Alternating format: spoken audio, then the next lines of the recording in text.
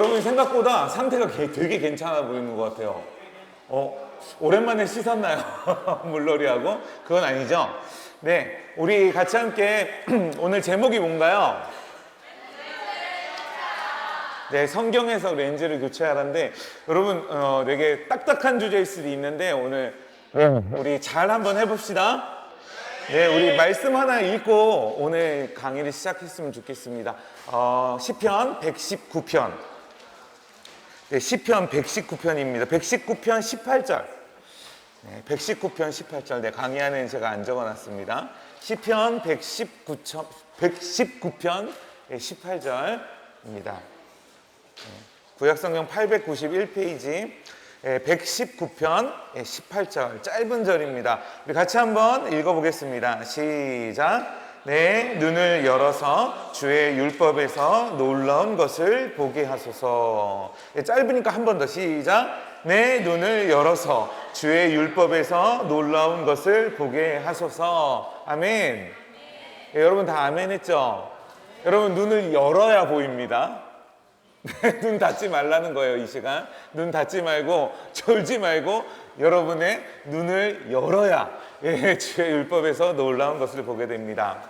그럼 오늘 이 말씀은요, 이 시편 기자가 그냥 율법을 읽고 연구하고 그냥 묵상하는 정도가 아니라 하나님께서 내 눈을 열어서 보여주시지 않으면 우리 찬양한 것처럼 주의 아름다움을 볼 수 없고요, 하나님께서 제대로 나에게 열어서 보여주시지 않으면 나는 이 말씀을 다 깨달을 수가 없습니다. 내 눈을 열어서 주의 율법에서 기이한 것, 놀라운 것, 내가 여태까지 깨닫지 못했던 신비와 그 사실들과 나를 이끄시는 그 말씀을 알게 해달라고 그렇게 기도했던 겁니다.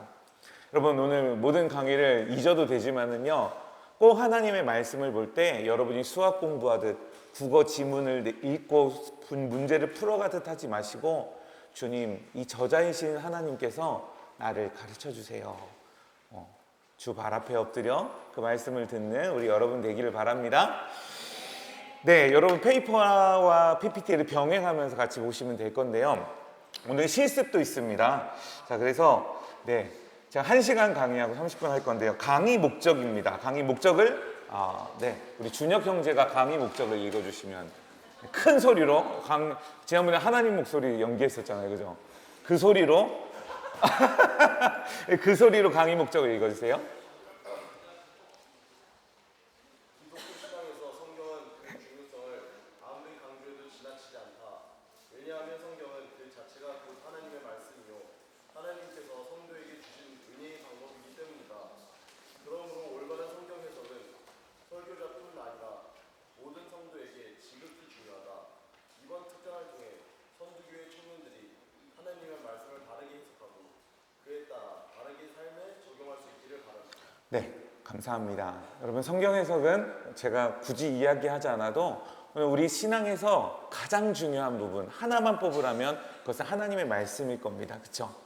우리가 아무리 기도를 열심히 하고 10시간을 기도로 드린다 할지라도 말씀이 없다면 우리는 다른 이단과 아니면 우상숭배와 다를 바 없는 걸 하게 될 겁니다. 그래서요, 오늘 이 성경을 해석하는 능력, 성경을 해석하는 거, 뭐 그냥 하나님 말씀해 주시면 되지요 라고 할 수 있지만 오늘 강의를 들으면 조금 달라질 거라고 생각합니다.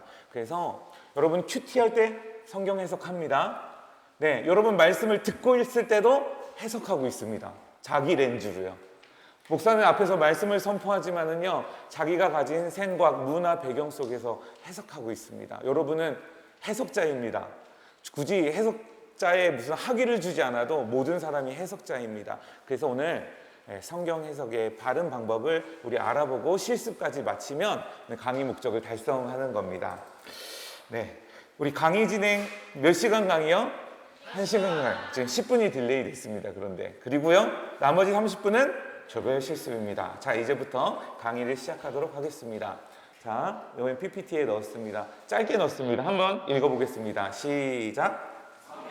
있는 것을 이끌어내고 내가 거기 있다고 생각하는 것을 거기 밀어 넣지 않도록 하자. 네, 찰스 시몬이라는 사람이 말을 했는데 무슨 얘기예요? 성경에 있는 것을 이끌어내고 내가 거기 있다고 생각하는 것을 내가 생각하는 것을 거기다 밀어넣지 말자라고 이야기를 하는 겁니다. 무슨 얘기인지 아시겠어요? 성경을 읽을 때 하나님께서 내게 말씀하시는 그거에 집중하는 게 아니라 내가 거기 있을 거야. 이 말씀은 이렇게 이런 걸 거야 라는 내 선입견을 밀어넣으면서 성경을 해석하지 말자라고 그렇게 이야기를 했다는 겁니다. 자, 오늘 서론으로 이렇게 시작을 하면서 그러면 성경 해석이 뭔지에 대해서 좀 잘못된 게 뭔지에 대해서 바른 게 뭔지에 대해서 좀 살펴보면서 본문과 함께 같이 살펴볼 건데요.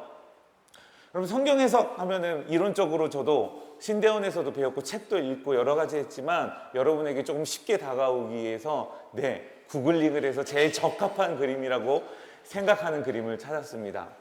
그럼 성경을 해석하는데 그냥 내가 읽는 거 아니야? 기도하면 하나님께서 깨닫게 해주시는 거 아니야? 라고 할지 모르겠지만 여러분 오늘 여기 이 도표를 보시면은요 성경 본문을 처음에 기록하려고 했던 누가 있다? 저자가 있다라는 거예요. 여러분 이 성경 그냥 던졌는데 나왔나요? 막 이사야가 막 기도하고 비나이다 비나이다 비나이다 돌을 딱 던졌는데 나오거나 아니면 두루마리 옛날에 양피지나 두루마리에 성경을 적었는데요. 책이 없으니까 그 당시 인쇄 기술이 없으니까 백지에다가 딱 깔아놓으면 하나님께서 다 써주셨나요? 아니요, 그렇지 않다라는 거예요. 두 돌판에 기록하신 십계명 외에는 그런 게 없습니다. 하나님께서 사람, 인간 저자를 통하여서 그 당시 독자, 마태복음이면 마태복음 당시의 독자, 고린도전서면 독자가 누구죠? 처음에 어디 교회? 고린도 교회의 성도들에게 사도 바울이 기록해서 보낸 서신이었습니다. 그래서 고린도전서, 고린도후서 해서 그냥 성경 이름이겠지 하지만 영어로는 그것이 서신이라고 되어 있습니다. 편지입니다. 계시록도 편지입니다. 편지라는 거예요. 그래서 인간 저자가 텍스트에 말씀을 기록해서 성령에서 기록해서 독자에게 주었는데 사실 이 모든 것을 하시는 분이 누구라고 우리는 고백하죠? 하나님이라고. 그래서 위에 신적 저자인 하나님께서 인간을 통하여서 이 책을 기록하셨다라고 우리는 고백을 합니다.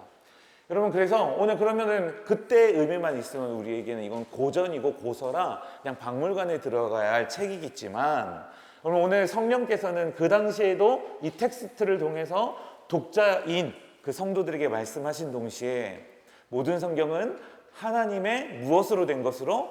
감동으로 된 것으로 오늘 시대와 역사를 초월하여서 오늘 이 성경을 받는 2차 독자인 3차 독자인 오늘 우리에게도 하실 메시지가 있기 때문에 이것을 성경으로 주셨고 확정하셨다라는 것입니다.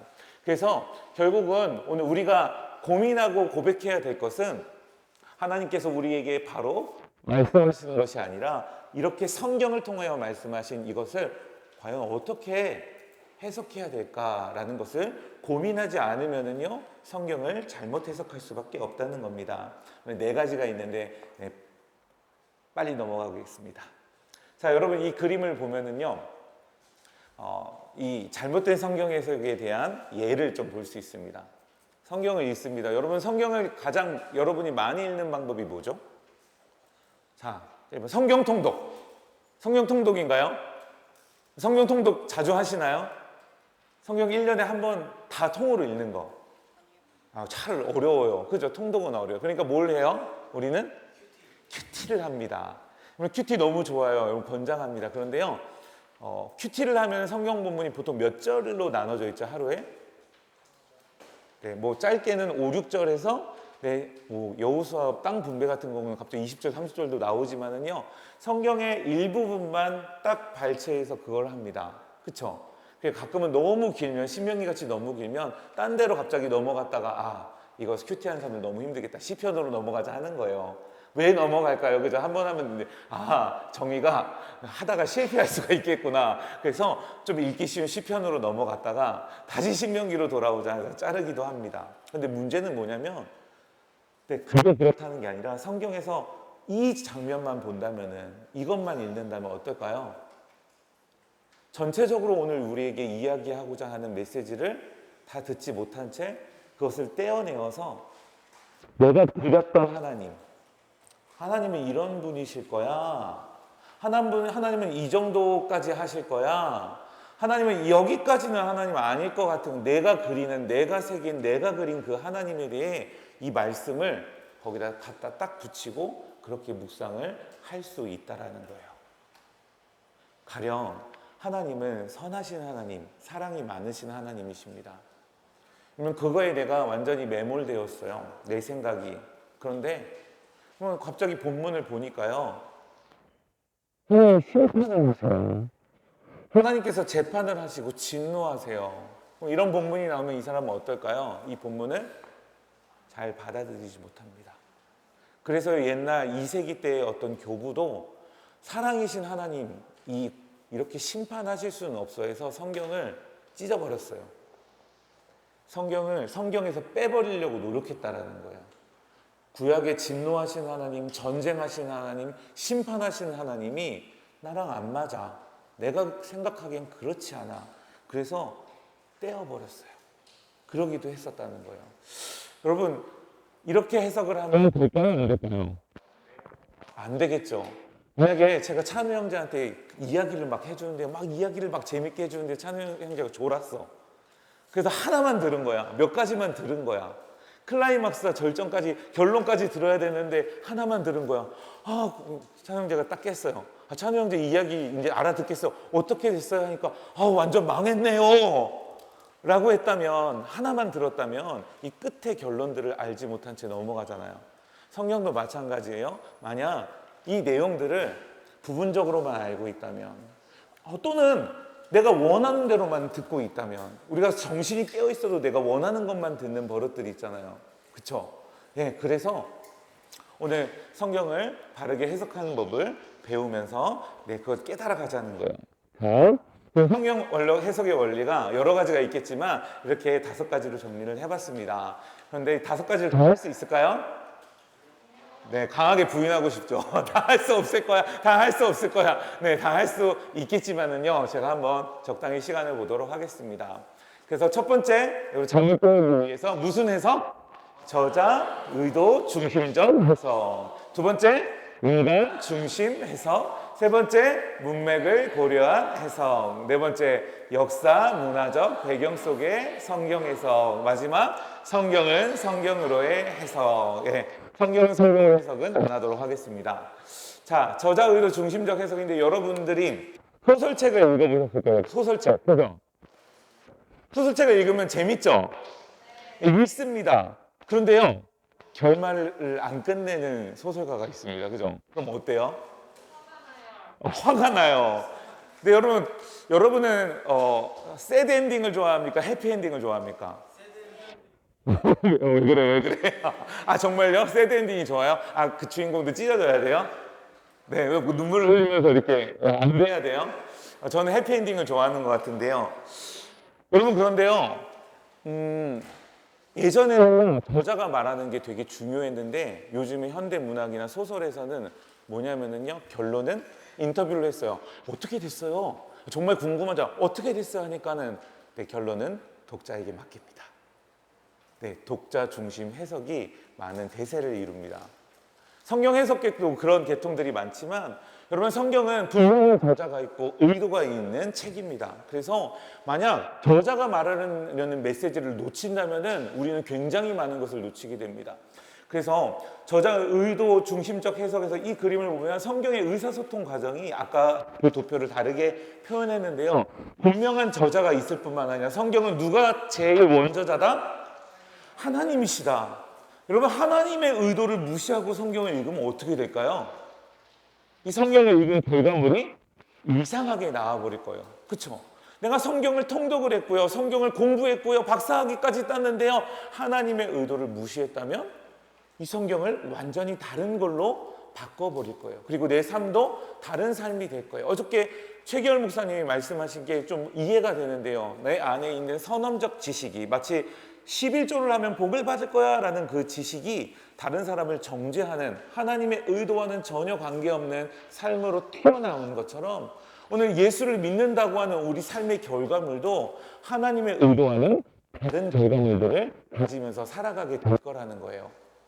자, 그러면 저자 의도의 중심적 해석을 좀 더 봤으면 좋겠는데요. 우리 텍스트 요한복음을 보면서 좀 해봤으면 좋겠는데요. 요한복음 20장 30절에는 이 성경을 기록할 의도를 드러내놓고 명확하게 기록하고 있어요. 우리 한번 읽어볼까요? 시작! 오직 이것을 기록함은 너희로 예수께서 하나님의 아들 그리스도이심을 믿게 하려 함이요 또 너희로 믿고 그 이름을 힘입어 생명을 얻게 하려 함이니라. 아멘. 여러분 어때요? 목적이 기록이 되어 있나요? 있나요? 그래서 요한복음을 읽을 때 여러분 이 요한복음의 전체 목적을 부분적인 목적이 있지만 여러분 이 목적을 의도하고 읽으면 여러분이 성경을 읽을 때 요한복음을 읽을 때 요한복음은 이 이야기를 기록한 것은 오늘 우리로 하여금 예수님이 하나님의 아들이심을 믿고 생명을 얻게 하려는 영생을 얻게 하려는 그런 의도로 그렇겠구나 것을 캐치할 수 있어야 된다는 거예요. 이 목적을 잃어버린 채 하면은 우와 하나님 기적 우와 이 이적들 내게도 주시옵소서로 끝날 수 있다라는 거예요. 두 번째는 하나님의 중심적 해석인데요. 이 보기 전에 여러분 성경 아까 제가 준 텍스트를 넘겨보면은요 두 번째, 세 번째 페이지에 요한복음 1장, 2장 1절부터 11절 말씀이 나옵니다. 요거를 한번 예시 본문으로 제가 택해봤습니다. 방금 읽은 저자 의도 중심적 해석입니다. 네, 우리 이 본문을 좀 읽어봤으면 좋겠는데 남녀로 좀 나눠서 읽어봤으면 좋겠습니다. 우리 형제들 먼저 하고 자매들하고 11절 마지막 한번 읽어보겠습니다. 방금 읽었던 목적을 기억하세요. 시작!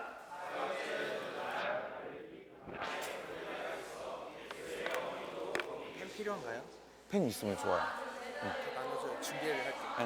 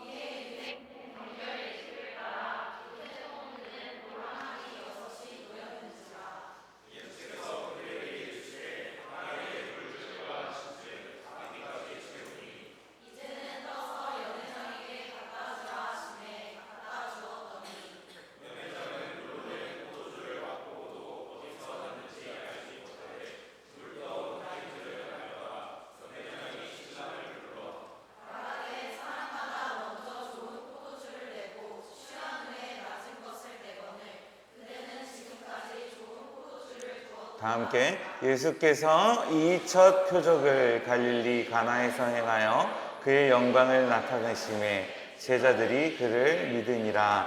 아멘. 여러분 오늘 이 성경에 관한 설교를 정말 많이 들어봤을 거예요. 굉장히 유명한 본문이고요. 네, 목사님들이 많이 사용하시는 본문이기도 합니다. 오늘 말씀을 쭉 읽어내려면서 뭐 바로 해석해낼 수 있으면 얼마나 좋겠느냐마는 여러분 오늘 이 말씀을 들으면서 여러분이 제일 많이 들은 설교의 주제는 뭐였던 것 같나요? 아니면 여러분이 큐티하면서 들었던 이 설교는 듣고 은혜 받은 걸 한번 얘기해봐라 하면 뭐 할 것 같나요? 어떤 거 있을 것 같아요? 네? 혼인의 중요성. 네, 혼인의 중요성. 네, 다분히 개인적인 혼인의 중요성. 혼인잔치 말 해야 되겠죠. 네, 혹시 진짜 그런 설교를 들어본 적 있으신가요? 네, 그럴 수도 있습니다. 정말 이상한 게 나올 수도 있습니다. 이런 게 나올 수도 있어요. 구절을 보면서 연회장이 포도주를 맛보고도 어디서 나는지 알지 못하지만 10절에 코멘트를 합니다. 사람마다 먼저 좋은 포도주를 내고 취한 후에 낮은 것을 내거든 그대는 지금까지 좋은 포도주를 두었도다 아니라 라고 하면서 너무 맛있어서 이렇게 표현을 하는데 이거는 연회장의 리액션을 잘해야 된다. 여러분 설마 이렇게 해석하시는 분은 없겠죠. 가장 여러 설교들이 있지만 이게 아예 잘못됐다는 건 아닙니다. 그러나 궁극적인 의도와 목적이 있다라는 겁니다. 요한이 기록하면서요. 자, 우리 본문을 살펴보면서 한번 얘기를 해봅시다. 어느 날 사흘째 되던 날, 이것도 되게 중요한데 이건 넘어갈게요. 이따 얘기할게요. 갈릴리 가나에 혼례가 있었습니다. 예수님 어디서 살았죠? 갈릴리 나사렛에 살았죠. 네. 주변 친척들의 결혼식이 있었던 것 같아요. 그래서 예수님의 어머니도 계시고 예수의 제자들도 혼례 청함을 받아서 선임으로 간 거예요. 그런데 문제가 생겼어요. 뭐가 떨어졌어요? 포도주가 떨어졌습니다. 포도주가 떨어졌다는 거는 7일 동안 혼인잔치를 해야 되는 7일 동안 잔치를 하는데 포도주는 정말 중요해요. 여러분 우리나라에서 포도주는 와인이고 사람들이 여가로 먹을 수 있겠지만 거기서는 음료수기도 하고요. 물이 부족하기 때문에 굉장히 중요하고 포도주가 가지는 의미는 조금 이따 설명하겠지만 이스라엘에게 되게 중요해요. 그리고 특산물이고요. 그런데 그게 떨어졌다는 거는요. 망신이에요. 그래서 파혼의 의미도 됐어요. 자, 그러니까 이 난리가 났으니까 예수님 어머니 관계는 있잖아요. 이건 친척인데 아는 사람인데 도와줘야 되겠다. 예수님께 부탁을 합니다. 뭐라고 부탁하죠? 저들에게 포도주가 없습니다. 예수님께서 뭐라고 하시죠? 여자요? 나와 무슨 상관이냐? 예수님 너무 버릇이 없으신가? 이럴 수 있지만 요거는 그냥 간단하게 넘어갈게요. 여인이여라는 겁니다. 존경하는 말로. 내 때가 아직 이르지 아니야. 거절한 거죠. 근데 어머니가 하인들을 불렀습니다. 그리고 어떤 성경 지명이 있었는지 너희에게 예수님이 무슨 말씀을 하시든지 그대로 하라라고 했더니 예수님께서 정말 7절에 그들에게 와서 하나로 손을 씻는 정결하게 하는 부정한 자가 손이 더러운 자가 정결하게 하는 그 정결 예식을 해야지 들어갈 수 있잖아요. 그걸 거기에 물을 채우라고 한 거예요. 무슨 이유인지는 모르겠지만 물을 채웠습니다. 순종했습니다. 자, 그랬더니 그걸 맛봤더니 그게 뭘로 변해 있어요? 백상품의 포도주로 변해 있던 거예요. 연회생이 깜짝 놀랄 만큼. 그래서 이렇게 이야기들이 이제 끝납니다. 여기서 무엇을 뽑아낼 수 있을까요? 교훈을. 첫 번째, 하인들의 순종. 많이 들어보셨죠? 그거랑 저는 예수님의 말씀에는 능력이 있어서 하인들과 같이 순종이요. 묻지도 말고 따지지도 말고 믿음으로 순종하면 그분이 일하신다. 당신의 삶 가운데에서도 그 말씀하시는 그대로 순종하십시오. 능력이 될 것입니다. 아멘. 아멘이라고 할 수 있죠. 물론 맞아요. 자, 그럼 또 두 번째니까 뭘 뽑아낼 수 있을까요? 힌트는 마리아입니다. 예수님의 어머니가 부탁했잖아요. 하지만 예수님이 잠깐 거절하셨어요. 내 때가 아직 오기잖아요. 하지만 결국 어떻게 해주셨어요? 그냥 주셨다는 거예요. 그럼 어떻게 해야 될까요? 예수님의 어머니가 요청했다는 거는 기도하는 거는 똑같잖아요. 우리 역시 예수님이 보셨으니까 요청하는 게 당연하지만 우리는 안 보이니까 예수님의 이름으로 기도하면 간절히 구하면 예수님 어머니 기도를 들어주신 것처럼 믿음으로 기도하면 당신의 기도도 응답될 것입니다. 여러분 기도하십시오. 여러분 부르짖으십시오. 여러분 사랑하는 아버지께서 응답하실 겁니다. 아멘. 아멘. 네, 맞습니다. 이렇게도 설교가 나올 수 있고 우리가 해석을 하고 나에게 적용을 시킬 수가 있습니다. 그리고 세 번째 또 뭘 할 수 있을까요? 누구의 능력? 물을 포도주로 변화시키시는 예수님의 능력입니다. 그럼 물이 포도주가 될 수 있어요?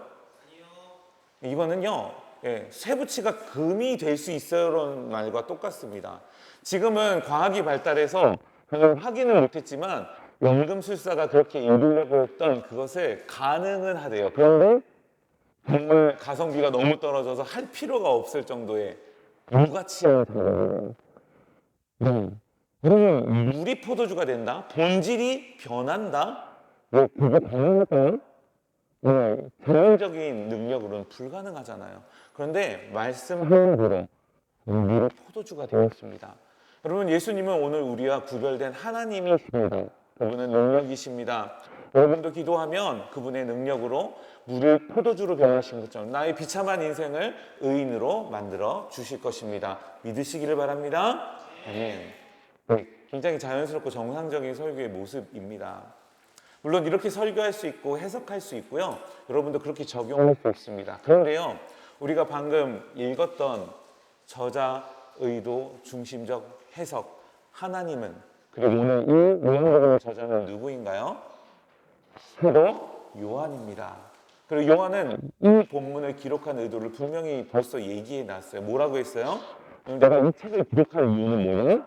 이 수많은 기적들을 다 기록하면 여기 다 쌓아 놓아도 이 세상이 너무나 넘치겠지만은 이 책을 기록한 목적, 발췌해서 수많은 기적 중에서 끄집어내서 내가 이 표적을 기록한 이유는 예수님께서 누구다?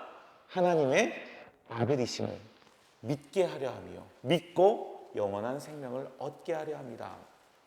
근데 오늘 본문은요 해석에서 되게 쉬운 거예요. 왜냐면 아예 그냥 나와 있어요. 문제 속에 답이 나와 있어요. 오늘 방금 읽은 세 가지 해석도 중요한 해석이고 분명히 설교할 수 있고 여러분이 큐티할 수 있지만은요 오늘 정말 사도 요한의 진짜 의도일까? 그럼 스토리텔링을 하고 있잖아요. 그렇죠? 그런데 이게 목적일까? 아니요. 오늘 여기서 끝나지 않았잖아요. 본문이 여기서 끝나지 않았습니다. 요한의 하는 말을 끝까지 들어야 그 사람의 의도를 압니다. 부모님의 잔소리를 들을 때 제가 예전에 그런 적이 있습니다. 너무 화가 나서 너무 화가 지금 뒤에 있긴 한 것 같은데 예. 했는데 화를 내서 했는데 네 하고 그런 적이 있습니다. 아니야. 더 말을 못하겠습니다. 자, 그럼 오늘 사도 요한의 여기 주요 기록 인도는 몇 절에 나와 있을까요? 11절에 나와 있습니다. 우리 같이 11절만 한 번 더 읽어봤으면 좋겠습니다. 시작. 예수께서 이 첫 표적을 갈릴리 가나에서 행하여 그의 영광을 나타내심에 제자들이 그를 믿으니라. 아멘. 여러분 좀 캐치가 되시나요? 첫 표적이었어요. 예수님을 처음 드러내는 사역의 시작이었어요. 이 첫 표적을 통해서 예수님은 자기의 정체성, 내가 누구인지를 드러내기를 원하셨어요. 그리고 제자들은 그것을 보았고 예수님을 하나님의 아들로 인식합니다. 믿습니다. 자, 이 요한복음 2장 1절 11절에는 물론 하인들의 순종, 마리아의 믿음, 예수님의 능력, 연회장의 표현력도 다 포함된 이야기고 기록된 이야기입니다. 하지만 오늘 저자 요한이 기록하고 싶었던 이야기는 다른 데 있습니다. 네. 여러분 이사야 25장에 가면 말 일에 펼쳐질 하나님의 잔치의 기록이 되어 있는데 한번 읽어볼까요? 시작. 곧 볼수가 가득한 기름진 것과 오래 저장하였던 맑은 포도주로 하실 것이며. 네, 이것까지 보려면 성경을 성경으로 해석하는 원리를 알아야 되지만은요, 그 팁도 같이 나중에 이야기를 해드릴게요. 마지막 날에 잔치에 대해서 이야기하시면서 포도주에 대한 이야기를 하십니다. 그리고 성경을 읽다 보면은요, 솔로몬 시대에 가장 번성했던 그 시대를 어떻게 표현하면은요, 네, 금이나 은이 너무너무 무가치해져서 막 은이 굴러다니고 금이 굴러다닌다. 두 번째는 뭐라고 표현했냐면 포도나무와 무화과 나무가 셀 수 없이 많은 장면으로 그걸 표현을 합니다. 여러분 우리나라 만약에 반도체 잘 되면 어때요? 우리나라 경제가 어때요? 좋아져요. 현대자동차가 만약에 미국의 포드를 제치고 아니면 일본의 닛산이나 다른 모든 혼다나 도요타를 제치고 세계 1등을 했대요. 그럼 오늘 우리나라 어떻게 되고 있다? 경제가 잘 되고 있다. 그것과 같이 포도나무와 무화과 나무가 가득했다라는 표현들과 이 표현들은 하나님의 나라가 충만하게 임재한 모습들을 상징하는 표현들입니다. 오늘 예수님이 물을 왜 포도주로 물론 혼인잔치에 포도주가 필요합니다. 하지만 오늘 이 포도주라는 이 단어가 주는 이미지는 오늘 하나님 나라가 시작되었고 하나님 나라가 예수님으로 완성될 거에 대한 이야기들을 하고 있습니다. 그리고요, 아까 첫 번째 읽었던 2장 1절에 며칠째 되던 날? 사흘째 되던 날.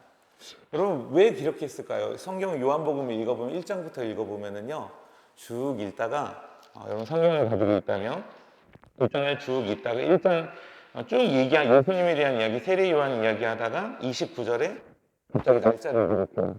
며칠도 아니고요. 몰라요. 근데 뭐라고 해요? 이튿날. 여러분 조금 이따 가면은요. 35절에도 또 뭐라고 해요? 이튿날. 여러분 좀 이따 43절 가면 또 뭐라고 해요? 이튿날. 그럼 총 며칠일까요? 앞에 하루가 있었으니까 이튿날이 있겠죠. 하루 1일. 그리고 방금 읽은 29절에 이틀째, 그리고 35절에 3일째, 그리고 43절에 4일째, 그 다음에 기록된 본문인 2장 1절에 그 다음에 사흘째가 나옵니다. 그럼 며칠이죠? 다 합치면 1, 2, 3, 4에 사흘은 3일입니다. 우리 그것 때문에 막 논란이 많았죠. 오늘 나흘이 사흘입니다. 우리나라 말 되게 어렵습니다. 사흘째, 예수님이 사흘 만에 부활하셨습니다. 하나, 둘, 며칠이에요? 7일. 뭘 것 같아요? 무슨 걸, 예수님이 왜, 여러분 요한은요 의도하고 이걸 기록한 거예요. 네, 이게 정말 그렇게 이튿날 사흘날 일어난지는 아무도 모르지만 다른 데는 그렇게 기록하지 아니하고 있어요. 창조주 하나님께서 모든 세상을 창조하시고 7일째 쉬시면서 7일을 거룩하게 하시고 복 주신 완성의 날이에요. 오늘 저자 요한은 그 창조의 이미지와 포도주의 이미지를 가져와서 오늘 예수님의 이 첫 표적이 무엇인지를 드러내는데요. 예수 그리스도께서 하나님의 아들이실 뿐만 아니라 창조주시며 이 나라를 매듭지으시 완성하여서 그 나라에 오랫동안 저장했던 이 맑은 포도주로 혼인잔치를 여실 그 메시아이십니다라는 것을 오늘 나타냈던 거예요. 자, 이 해석에 오늘 저자 의도 해석뿐만 아니라 문화적 해석도 들어가 있지만은요. 오늘 이걸 만약에 놓치고 다른 부분들을 이야기한다면 우리는 오늘 저자 요한이 우리에게 전달해 주고 싶은 하나님께서 여러분에게 주고 싶은 그 메시지를 놓치고요. 끝나는 거예요. 그래서 정말 중요하다라는 겁니다. 여러분 한번 오늘 여기까지 해석하면 끝날까요? 아니요. 여기까지 해석하고 이제 나에게 주는 메시지를 찾아야 된다라는 거예요. 나에게 예수님은 누구이십니까? 나에게 예수님은 어떤 분이십니까? 나에게 예수님은 어느 분이십니까? 예수님은 나를 창조하신 분이실 뿐만 아니라 나를 구원하신 하나님의 아들이십니다. 네, 이렇게 메시지를 찾아가는 겁니다. 자, 그 다음으로 좀 앞으로 많이 넘겨주세요. 제가 혹시 졸릴까봐 예시와 이걸 같이 사용했는데 그래도 졸립나요? 자, 이제 40분입니다. 30분을 제가 사용했습니다. 나머지 30분을 더 알차게 한번 사용해 봤으면 좋겠습니다. 하나님 중심 해석으로 넘어가 보도록 하겠습니다. 하나님 중심 해석이 저자 의도 중심 해석과 똑같지 않나요? 아니면 조금 다른 결을 가지고 있습니다. 그럼 오늘 우리는 재미있는 이야기를 많이 해요. 여러분 성경에서 제일 재미있는 얘기 뭐예요? 시언자매. 내가 읽은 성경에서 제일 재미있는 이야기 한 가지만. 조금만 어색한데? 누구야? 네, 노아의 방주. 네, 엄청 재밌죠, 그죠? 태초에 일어났던 그 일들이 어떻게 심판을 받는지, 그리고 어떻게 구원을 받는지 한번 은지자매 성경에서 읽은 이야기 좀 제일. 에덴 동산의 이야기, 그죠? 그 아담 형님이 하와 누님이 잘했어야 되는데, 그죠? 진짜 전 좀 따질 거예요. 가서 그래도 아무리 죄인이지만 당신은 그래도 가능성이 있지 않았냐 하면서. 자, 영준 간사님. 네. 저는 그 베드로가 물 위를 걷는. 나도 물 위를 걷고 싶다. 네, 제 첫 사역지 있을 때 강도사님은 진짜 어릴 때 그걸 믿어서 물에 이제 해놓고 걸었대요. 그런데 땅바닥을 걸었대요. 이거는 진짜인지 솔직히 믿어지지 않는데 진짜 집 위에 올라갔대요. 집 위에 올라가서 날개 해달라고. 진짜인지 모르겠어요. 네, 그렇습니다. 잠을 깨라고 얘기했습니다. 자, 여러분 오늘 수많은 이야기들을 이야기합니다. 그죠? 노아도 있고 베드로도 있고 합니다. 여러분 그런데 그 중에 뛰어난 장면도 있지만 연약한 장면들도 있습니다. 성경 읽다면 너무 재밌어요. 그래서 그 인물들을 행위를 분석을 하고 찾아내기 시작을 합니다. 그럼 노아가 하나님의 말씀에 순종해서 방주를 열심히 지었지. 그러니까 우리 노아처럼 하나님의 말씀에 순종해서 하나님이 오늘 우리에게 명하신 것을 지어나가자. 하나님의 교회를 잘 빌드업해 나가자. 이렇게 해석할 수도 있고요. 또 이야기했던 에덴 동산에 아담이 취약했잖아요. 그죠? 네, 아내의 말을 듣고 아내가 먼저 듣고 그 아내의 말을 듣고 같이 선악을 알게 하는 나무를 먹어버렸어요. 야, 우리는 그렇게 하지 말자. 아담 형님처럼. 그죠? 그럼 죄 멀리하시기 바랍니다. 그거는 보암직도 하고요. 예, 먹을 만큼 탐스럽기도 한 오늘 우리에게 있는 유혹을 끊어냅시다 라고 설교할 수도 있고 해석할 수도 있습니다. 나쁜 게 아닙니다. 저는 나쁘다고 하는 것이 아닙니다. 정말 먼저 찾아내야 할 해석에 대해서 이야기하는 겁니다. 뭐라고 하죠? 먼저 누가 하신 일을 중심으로 해석하자?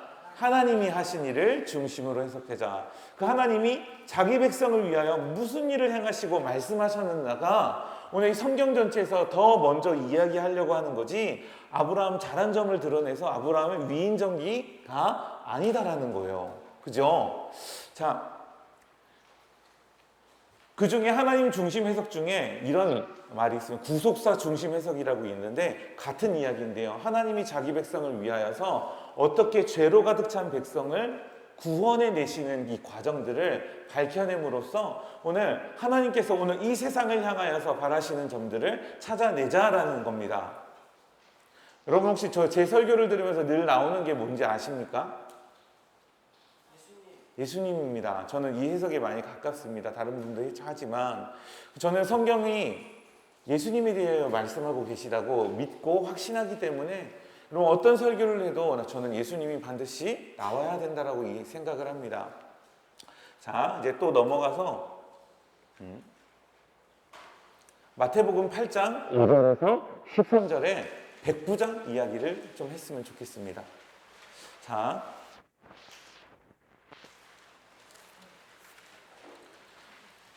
마태복음 8장 5절부터 15절.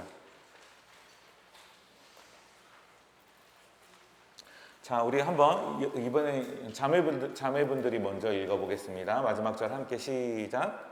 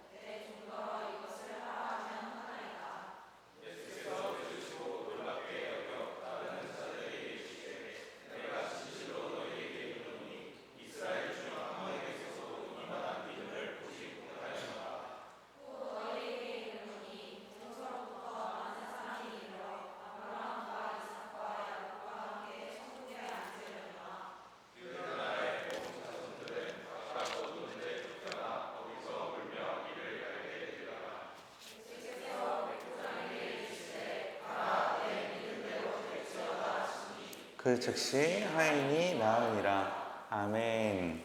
네. 여러분 조금 빨리 넘어가서 본문을 여러분 이 설교를 들어보신지 아니면 이 본문을 보셨는지 모르겠습니다. 어떻게 좀 해석할까요? 이 백부장 본문을. 여러분 이 백부장은 누가복음에 똑같이 기록이 되어 있습니다. 비교 본문이 누가복음 7장인데요. 이 백부장은 이스라엘에게 회당까지 지어준 아주 경건하고 이스라엘 편에 섰던 사람입니다.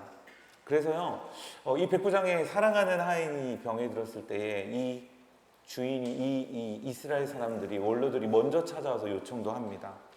여러분 문제는 뭐냐면 중풍벽으로 집에 누워 몹시 괴로워하는 이 고칠 수 없는, 당신으로는 고칠 수 없는 이 질병 앞에 이 백부장이 하나님 앞에, 예수님 앞에 간구합니다. 7절에 보면 예수님이 아주 쿨하게 내가 가서 고쳐주리라 라고 말씀을 하십니다. 근데 백부장의 대답이 놀라운 거예요. 예수님 안 오셔도 됩니다. 예수님이 직접 오시겠다는데요. 여러분 혹시 의사의 왕진을 받아본 적 있어요? 의사 선생님이 여러분의 집에 직접 오셔서 주사도 놔주고. 저 그런 적이 있어요. 제가 돈이 많아서 그런 것도 아니고 그런 줄 아는데 너무 황송하더라고요. 근데 너무 감사하더라고요. 네, 저를 사랑하셨던, 다 모든 사람을 사랑하시겠지만 의사 한 분이 계시고 너무 좋더라고요. 예수님 오신대요. 오신데 어떻게 해야 될까요? 네, 삭개오처럼 아멘. 얼마나 좋아요. 근데 오늘 백부장은요, 아니 예수님 안 오셔도 됩니다. 저에게도요 부하가 있어요. 백부장에 몇 명의 부하? 100명의 부하가 있어요. 그럼 저에게도 부하가 있어서 이렇게 하라고 하면 저렇게 하고 이렇게 하면 합니다. 예수님 말씀만 해주십시오. 그러면 충분합니다. 오늘 예수님이 깜짝 놀란 거예요. 이 사람의 믿음을 보고요. 여러분 어떻게 이런 믿음이 있어요? 오늘 하나님을 알고 있다는 성경의 빠삭한 바리새인과 서기관들은 예수님 책 잡으려고 막 이렇게 귀를 기울이고 있고요. 말씀을 선포하고 오병이어를 베풀었는데요. 말씀의 진짜를 깨닫지 못하고 예수님을 임금 삼으려 하고 이런 사람들이 많은데요. 여러분 오히려 어떤 사람은 괴로워하면서 예수님을 떠나가는데요. 이 백부장은요. 오직 말씀만 해주십시오. 그러면 낫겠나이다라는 이 믿음을 고백한 거예요. 그래서 10절에 예수님이 들으시고 놀랍게 여겨 제자들에게 사실 이런 마음이었을 것 같아요. 야, 너네들 좀 배워라 제자. 좀 배워라. 너 이만큼 따라다녔는데 좀 배워라. 뱃속에서 막 두려워하면서 떨었던 제자들이잖아요. 근데 말합니다. 이스라엘 중에 이만한 믿음을 보지 못하였노라 라고 말씀을 하십니다. 그리고 정말 백부장이 뭐라고요? 백부장이 이르시되 가라 내 믿음대로 될지어다 라고 하시니 여러분 어떻게 됐대요? 나중에 아니요 그 즉시 하인이 나으니라 라고 되어 있어요. 여러분 여기에서 어떤 해석을 좀 할 수 있을까요? 여러분 이 첫 번째 백부장이 이 하인을 어떻게 사랑해요? 여러분 하인이라는 거는 그 당시에 오늘 우리의 그냥 회사의 직원 정도가 아니잖아요. 여러분 혹시 여러분을 사랑하는 사장님, 직장이나 알바 중에 여러분을 진심으로 사랑하는 사장님을 보셨습니까? 진심으로 사장님. 아니요. 진심으로 사랑하는 사장님이 정말 귀한 거예요. 근데 이 당시 백부장과 부하도 아니고 백부장과 집의 하인이에요. 병들었어요. 그럼 어떻게 해야 돼요? 그 당시 논점으로는 돈 주고 다른 사람 사오면 돼요. 이 사람은 내치면 돼요. 죽든지 말든지. 그게 이 사람들의 정서였고요. 로마 그리스 문화에서 하인은 우리가 하기 싫은 육신적인 더러운 일들을 대신해주는 반드시 있어야 되는 존재. 왜냐하면 내가 해야 하니까. 왜냐하면 그 당시에는 육신으로 하는 일은 더럽고 영적인 거, 다른 정신적인 거, 우리가 하는 일들은 거룩하다고 여겼기 때문에. 그런데 이 백부장의 사랑은 엄청난 사랑인 거예요. 그죠? 여러분, 오늘 이 백부장이 이 하인을 사랑하신 것 같이 그리스도께서 여러분 죄의 종노릇하던 오늘 우리를 사랑하셨습니다. 그분은 십자가까지 내려오셔서 자기를 비우시고 종의 형체가 되셨습니다. 여러분 이 사랑, 백부장이 하인을 사랑한 것처럼 예수님이 우리를 사랑하신 것처럼 여러분 우리 지체들을 때로는 여러분이 사장이 되었을 때 직원들을 가장 낮은 위치에 있는 사람들에게 내려가 사랑합시다. 좋은 해석일 것 같잖아요. 그렇죠? 좋은 해석입니다. 좋습니다. 두 번째는 백부장의 믿음입니다. 예수님도 칭찬하셨잖아요. 그죠? 와, 이만한 믿음을 만나보지 못하였노라. 여러분 백부장 엄청난 이건 믿음인 거예요. 그죠? 하나님 말씀하신 대로 될 줄 믿습니다. 여기 수련회 때 막 기도하는데 목사님 이따가 저녁 집회 때 기도해야 하는데 우리 예수 그리스도의 이름으로 보자 기도하십시다 라고 하면서 오늘 우리 마음 한켠에 되겠어? 라는 마음이 혹시 생기진 않나요? 이루어지겠어? 라는 마음이 생기지 않나요? 하나님 좀 눈에 보여주세요. 좀 낫게 해주세요. 하나님 돈 좀 주세요. 하나님 당신의 사랑하는 백성이잖아요. 하나님 먼저 좀 보여주세요 라고 하지 않겠어요? 그런데 그 주님이 오늘 백부장이 말씀만 하옵소서. 말씀만 하옵소서. 엄청난 믿음 아닙니까? 사랑하는 여러분, 보지 않고도 믿을 수 있는 이 큰 믿음을 백부장처럼 가집시다. 여러분, 이제 여기까지 이 두 해석은 무슨 해석이에요? 하나님 중심 해석이에요? 인간 중심 해석이에요? 인물 설교인 거예요. 인물 해석인 거예요. 인물의 모범을 따라 나도 그래야지. 근데 그럴 수 있나요? 그럼 아브라함 이야기 잘 알고 있잖아요. 믿음의 조상이라는 독자 이삭을 바친 이야기. 여러분 그게 되나요? 여러분의 그런 아브라함이 바쳤으니 잘 되지 않았습니까? 여러분도 아브라함처럼 가장 귀한 것을 잡으십시오. 귀한 것을 버리십시오. 이게 되나요? 아니요. 모범으로는 우리는 움직이지 않아요.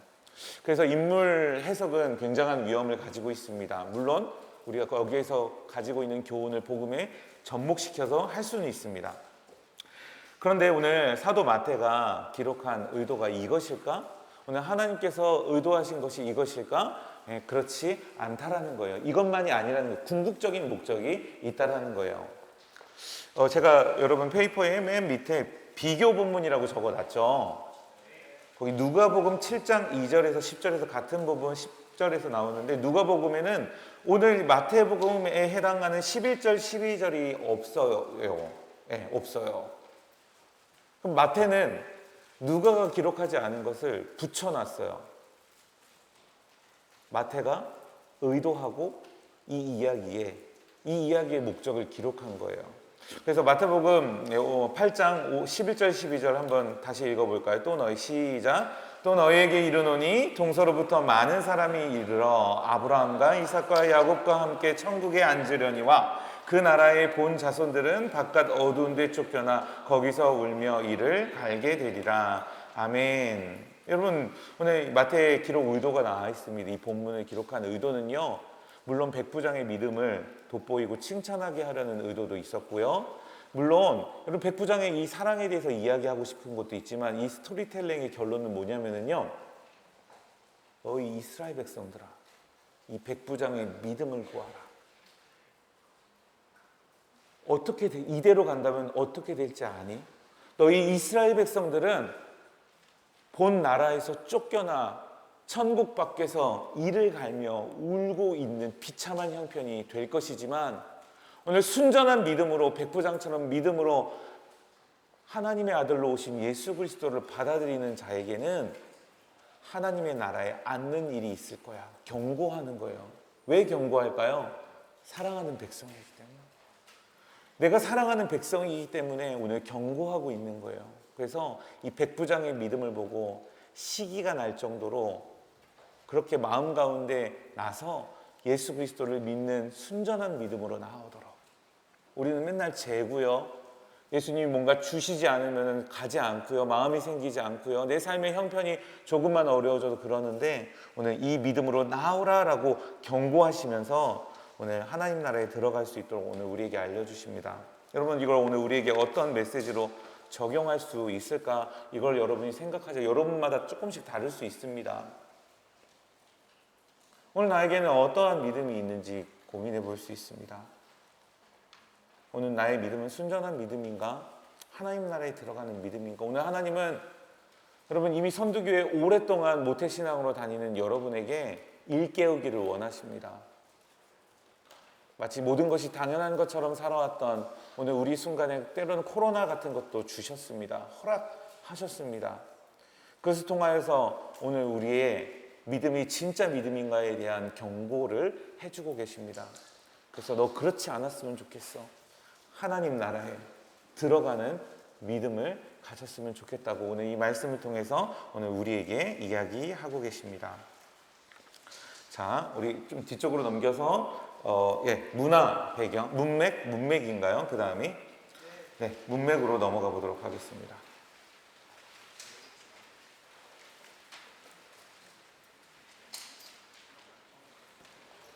시간이 제가 5분까지만 하겠습니다. 10분이 딜레이 됐기 때문에 5분까지 하고 나머지 25분은 우리 조별로 흩어져서 할 수 있을 만큼 실습을 하시면 되겠습니다. 여러분, 문맥을 고려한 성경에서는요, 여러분 성경은 몇 권이죠? 66권. 구약 몇 권? 39권. 신약 39, 27, 27권. 둘이 합쳐 66권입니다. 마태복음 8장 5절부터 13절에 우리 단어 하나를 볼 수 있습니다. 믿음이란 무엇인가? 그죠? 믿음이란 무엇인가? 여러분, 근데 믿음은 구원 얻는 믿음, 구원을 이루어가는 믿음, 때로는 특별한 역사를 나타내는 믿음, 여러 가지 믿음이 되어 있을 수 있습니다. 그래서 그 단어는 그 문장 안에서 해석해야 의미를 알 수 있고, 그 문장은 이 한 단락, 이 백부장 이야기를 통해서 알 수 있고, 그러면 또 그 단락은 그 한 장에 나온 전체 이야기, 그 장은 더 큰 단락이 안에 포함되어 있고, 그 단락은 마태복음이라는 책 안에 포함되어 있고, 이 마태복음은 복음서라는 장르, 카테고리 안에 포함이 되어 있고, 이 복음서는 신약에 포함이 되어 있고, 신약은 전체 성경이라는 맥락 속에서 읽어낼 수 있으면 정확하게 파악하기 더 좋다라는 겁니다.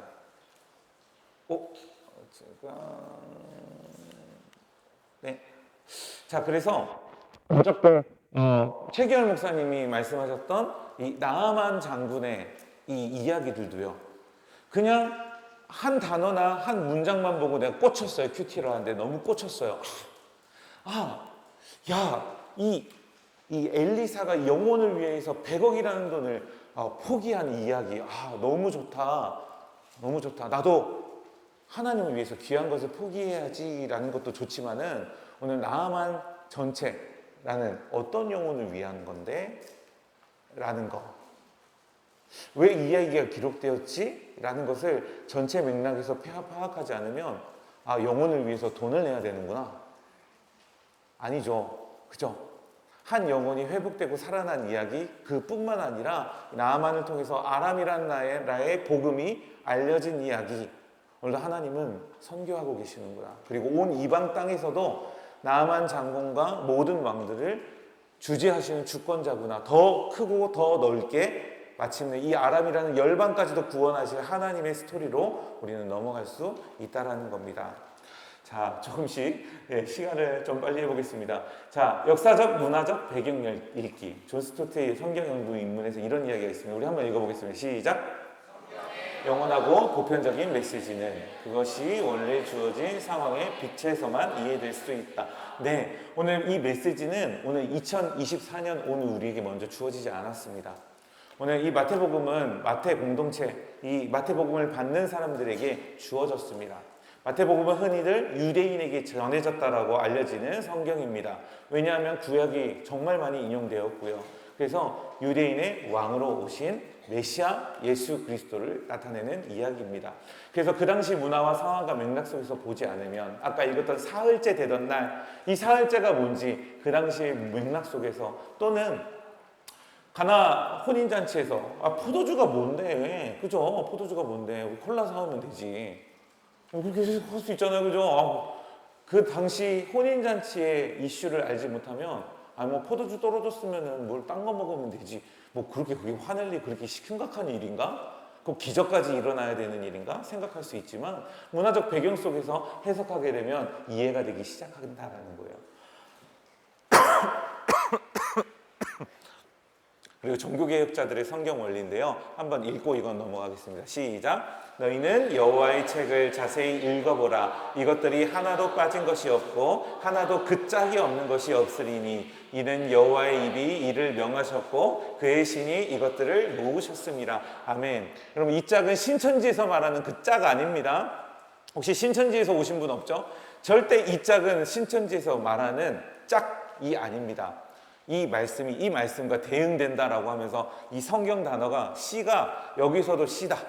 구름은 예수님이다. 그래서 구름 타고 오실 것에 대한 이거다 이런 신천지 해석이 아니라 모든 성경이 합이 맞아서 여기에서 해석되지 않은 것은 여기서 더 쉽게 풀어주신 성경이 있으니 그 모든 것을 같이 함께 읽어내야 하나님의 말씀이 깨달아진다라는 이야기입니다. 그래서 만약에 내가 이 본문이 너무 어려워요.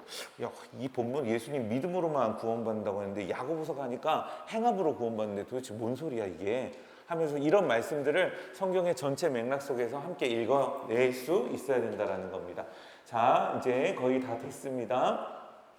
이제 마지막 예시 본문인 벳셈에서 암소 본문을 다 끝낼 수 있을지 모르겠지만 여러분, 그 다음 예시 본문입니다. 이건 읽지 않도록 하겠습니다. 여러분 혹시 이 스토리를 알고 계신지 모르겠습니다. 목사님도 최기열 목사님도 한번 하셨는데요.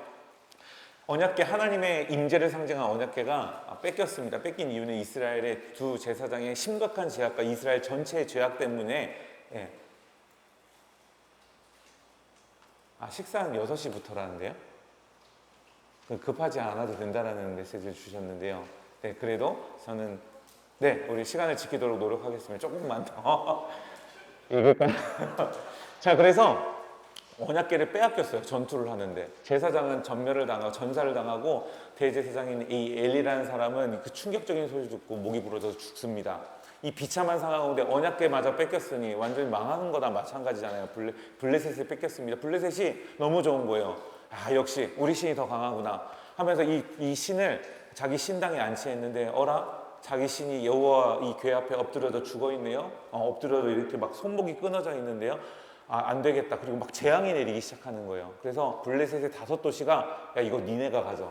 갑자기 이거 우리가 가졌다고 막 좋아하고 전리품이라고 얘 니네가 가져. 니네가 가져. 니네 돌고 돌다가 두 손 두 발 다 들고요. 보내자라고 하는 거예요. 그럼 어떻게 보낼까? 그냥 보낼 수는 없다. 우리 지식이 없으니까 하나님이 기뻐하시는 금제물을 금독종과 금쥐를 만들어서 네, 거기에다가 수레에다가 궤를 올려놓고 제물로 이렇게 바쳐서 보내는데 그냥 보내지 않고 예, 방금 송아지를 낳은 그래서 저지나는 암소 2마리를 같이 묶어가지고 수레를 싣게 해가지고 거기다 언약궤와 이 제물들을 놓고 베세메스라는 곳으로 올려 한번 가보내자. 그래서 어떻게 이야기를 하냐면 한번 읽어볼까요? 위에 시작. 보고 있다가 만일 궤가 그 본 지역 길로 올라가서 베세메스로 가면 이 큰 재앙은 그가 우리에게 내린 것이요 그렇지 아니하면 우리를 친 것이 그의 손이 아니요 우연히 당한 것인 줄 알리라 하니라. 야, 사람 참 완고하고요 독종입니다. 금독종이 진짜 사람이 독종입니다. 5도시에서 일어났으면 100% 아닙니까?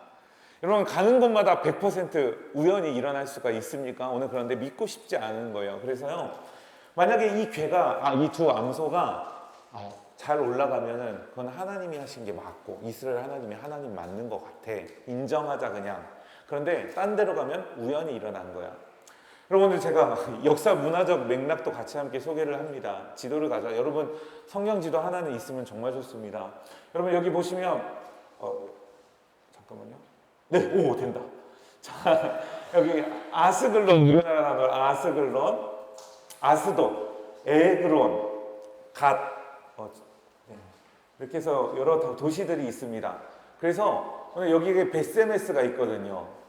여러분 지형이 어떤 것 같아요? 베세메스로 가는 길이 올라가는 길 같아요? 내려가는 길 같아요? 평지 같아요? 네, 여기 산입니다. 산. 네, 여기 베들레헴이 있고요. 예루살렘 어디 있어요? 여기 여부스 예루살렘이 있습니다. 가장 높은 곳 요새 도시입니다. 올라가는 길이에요. 여러분 그런데 이들이 이렇게 장치를 설치한 이유가 있어요.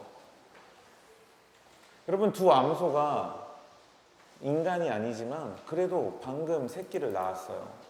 젖을 먹여야 돼요. 모성애가 있어요. 여러분 그냥 갈까요? 가라고요? 하나님이 언약궤 신었다가 아멘. 미안합니다. 개그 쳤는데 몇 명만 알고 웃어서 정말 민망하네요. 웃어주세요. 네, 아멘 하고 갔습니다. 네, 이게 가능할까요? 둘이 마음이 합했어요. 나는 동병상련이지. 우리 같이 마음을 합해서 이것만 끝내면 자식들 볼 수 있어. 자, 미션 수행 하고 고 했을까요? 불가능한 미션을 해놓은 거예요. 그런데 오르막길이에요. 거기다가. 네. 오늘 이 말씀을 통하여서 여러 가지 해석을 할 수 있어요. 그것도 옳은 해석일 수 있어요. 첫 번째, 암소의 헌신과 충성. 맞을까요? 저는 이거 옳다고 여기지 않아요. 암소가 헌신한 거예요? 충성한 거예요? 자발적이었나요? 끌려갔어요. 그런데 많은 본문들 속에서 이와 같이 사역자는 헌신하고 충성해야 합니다. 베세메스 암소처럼. 갑자기 인물 설교가 아니라 이제 동물까지 이제 내려왔는데요. 네, 그렇게 말씀을 해석할 수도 있습니다. 그런데 오늘 이 성경은 그렇게 해석하기를 원하지 않습니다. 동역자잖아요. 암소가 한 마음이 되어서 올라갔어. 임원들 아니면은 우리 찬양팀이라든지 여러분들 마음을 같이 하여서 우리 주님이 하신 것처럼 한 마음 되어서 그리스도의 몸을 섬깁시다. 결론은 맞는데 해석은 틀렸다라는 거예요. 오늘 여기서 말하고 싶은 것은 뭡니까? 오늘 이들이 이야기하고 있어요. 그렇죠? 저게 잘 올라가면 그분은 하나님이야. 인정하자. 오늘 우리가 섬기는 신들은 그 앞에 엎드려지고 재앙을 막지 못했지만 그분은 하나님이야. 인정하자. 아니면 우연이야. 라고 하면서 여러분 이 베세메스를 향하여서 이 암소가 올라갑니다. 그리고 이스라엘 경계인 베세메스에 이르러 멈춥니다. 그걸 보고 돌아갑니다. 이 방백들은. 그리고 거기에 재앙이 멈춥니다. 오늘 하나님을 믿지 못하는 이스라엘, 괴가 마치 부적처럼 되어서 하나님을 이용도구로만 여기며 그렇게 전쟁에서 죄 짓고 살다가 전쟁 터지니까 무당 부적처럼 가지고 갔다가 하나님 너무 마음이 상하시는 거죠. 부적처럼 이용되는 하나님 스스로 잡혀가십니다. 그 이스라엘이 격파하지 못한 블레셋에 가서 5도시를 격파해내기 시작합니다. 그리고 하나님의 언약궤가 벳세메스로 돌아오면서 이스라엘은 하나님을 경배하지 않는데 오히려 이 사람들은 알게 됩니다. 어떤 지식을 어저께 나아만 장군이 알게 됐던 것처럼 이스라엘의 하나님만이 오직 하나님이시구나. 오늘 이 장면을 통하여서 하나님은 이방에게도 그걸 알리기 원했지만 이 범죄한 이스라엘, 하나님을 하나님으로 섬기지 않은, 여러분 이 사무엘상 본문 첫 번째에 뭐가 나오냐면 이 제사장들이 하나님을 멸시했더라라고 나왔어요. 나는 너희에게 멸시당할 만큼 너희가 경홀히 여길 만한 그런 하나님이 아니다. 나는 전능하신 하나님이요 이 전쟁을 통해서 만군의 여호와 하나님이시다 라는 것을 선포한 겁니다. 그래서 오늘 이 본문을 통해서 여러분이 큐티하면서 말씀을 읽으면서 여러분의 렌즈를 바꿔야 돼요. 렌즈를 바꿔야 돼. 이제 끝났거든요. 이제 강의는 끝났습니다. 오늘 제목이 렌즈를 교체하라, 성경에서 렌즈를 교체하라는데요. 너무 줌 렌즈를 가지고 있어서요, 줌인을 해서요 내가 보고 싶은 것만 캐치하는 그런 해석이 아니라 너무 줌 아웃을 해버려서요 나 별로 관련이 없는 말씀 해석이 아니라, 여러분 너무 동떨어진 시대 속에서 먼저 기록된 성경인데요, 그 저자의 의도와 문화적인 맥락과 모든 것을 무시하고 아멘 하면서 내 것만 취하는 그런 해석이 아니라 여러분의 렌즈를 원 저자이신 하나님의 렌즈로 교체해서 오늘 여러분에게 하나님이 말씀하시는 것을 듣고 해석하고 내 안에 적용하여 믿음으로 순종해내는 우리 제1NTT 청년들이 되시기를 예수님의 이름으로 축복합니다. 제가 잠깐 기도하고 우리 실습하는데 실습은 조별로 하되 그냥 각자 하면 될 것 같아요. 자, 그리고 서로 나눴으면 좋겠습니다. 제가 기도하겠습니다. 참 고마우신 하나님 아버지 감사합니다. 성경 하나님의 말씀인 이 텍스트를 오늘 우리에게 주셔서 하나님 알게 하여 주시고 오늘 우리 마음을 열어서 하나님의 놀라운 것을, 그 복음을 볼 수 있게 하신 하나님 감사합니다. 아버지 하나님, 이 성경이 하나님께서 저자이시고 기록하신 것을 결코 잊지 않게 하시고 내 귀에 맞게 코에 걸면 코걸이, 귀에 걸면 귀걸이, 그런 것이 아니라 아전인수격으로 내가 원하는 하나님을 그려내는 우상 숭배자가 아니라 정말 하나님께서 오늘 어떤 하나님이신지 말씀하신 그 말씀에 귀 기울이되 오늘 여러 가지 우리에게 주신 좋은 방법들을 통하여서 우리 하나님이 우리에게 말씀하신 것을 듣고 순종하는 우리 모든 청년들이 되게 하여 주시옵소서.